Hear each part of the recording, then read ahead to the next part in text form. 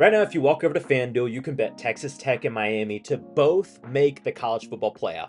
Both of them on one ticket, and you know what that number is? Minus 104. For those of you that don't know betting odds very well, that is a coin flip, basically. The sportsbook's looking you dead in the eye, and they are telling you these two teams making the playoff together is barely better than 50-50, but that's not how the world's treating it. If you go and read the internet, you go and listen to, a Josh Pate, any of those college football shows out there, Texas Tech is a big money darling. Miami, some people are saying they have a loaded roster, a trendy little title pick.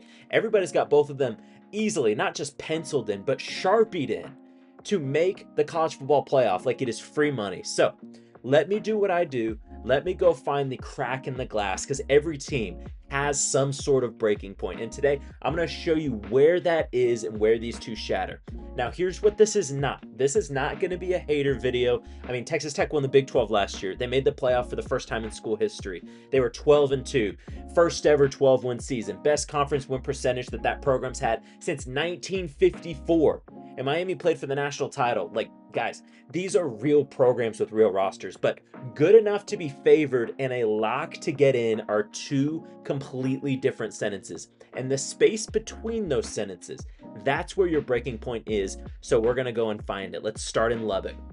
And I need you to understand how Texas Tech even built this thing because it's the whole story.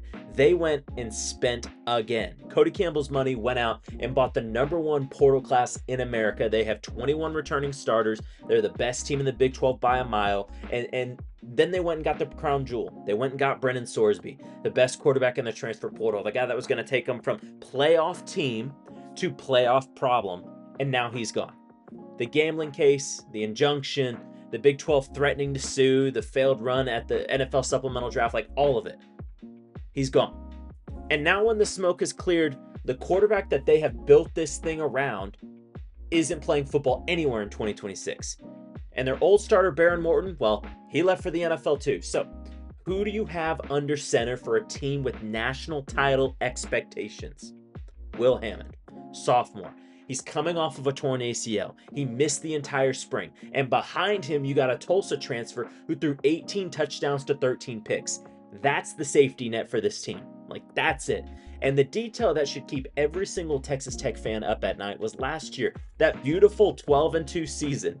They lost one game before the playoff on the road at Arizona State. And you know what was different about that game? Their quarterback. Morton was hurt. He didn't play. The one time all year that they didn't have their guy under center, they lost. Now, they've got a quarterback question mark that's wearing an e-brace, and Arizona State is back on that schedule. They play October 17th in Lubbock. I don't know if you can write it better than that. And it's not just the quarterback. That defense, the one that carried them, that held people to less than 12 points a game, top 3 in the country at suffocating offenses, that defense got gutted.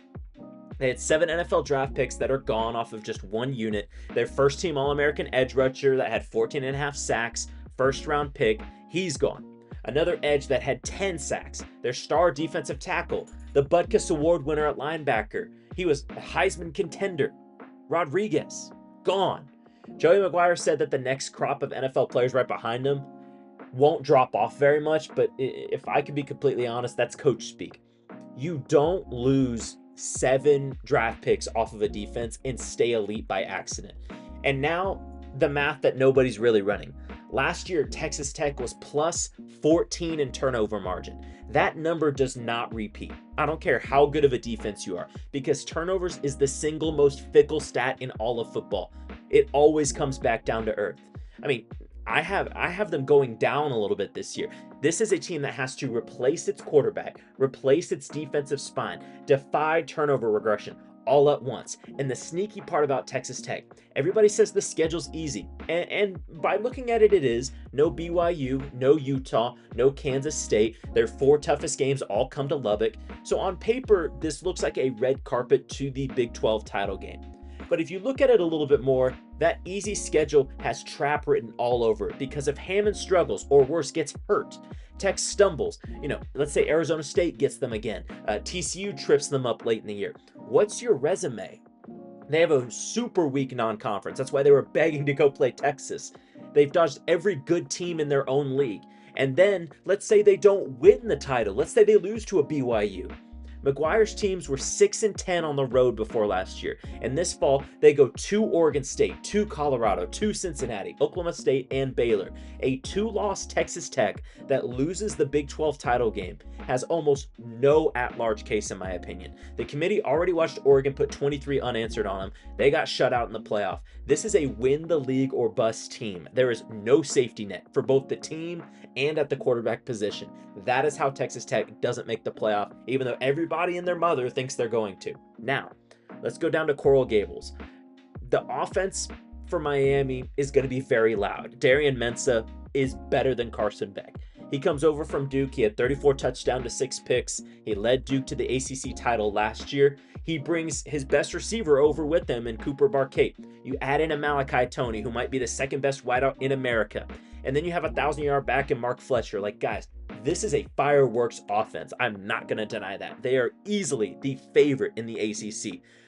But you know where fireworks shows go to die? Behind a rebuilt offensive line.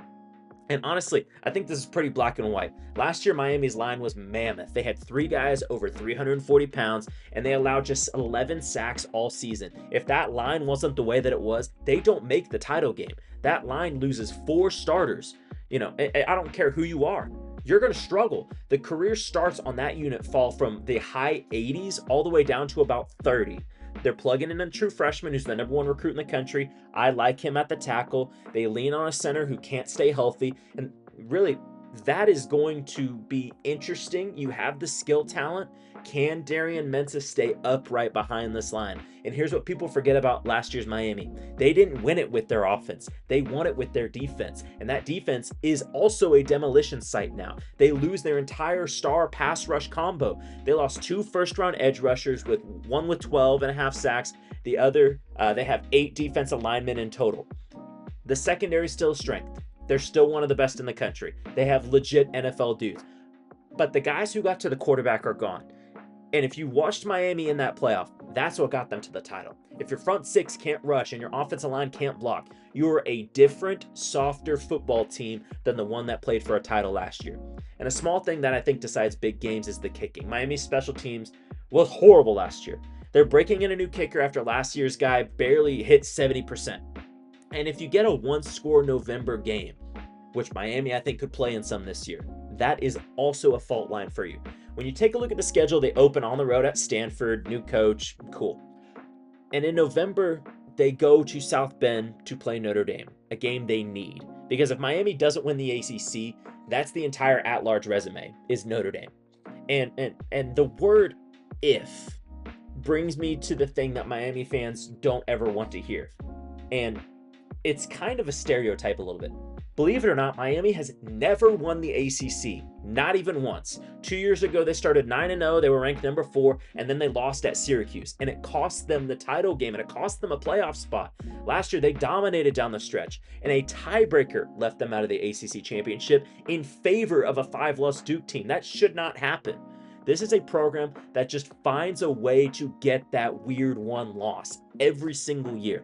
Now, that's not me being mean. They just know how to find it. So let's look back at that ticket. -104 for both teams to get in.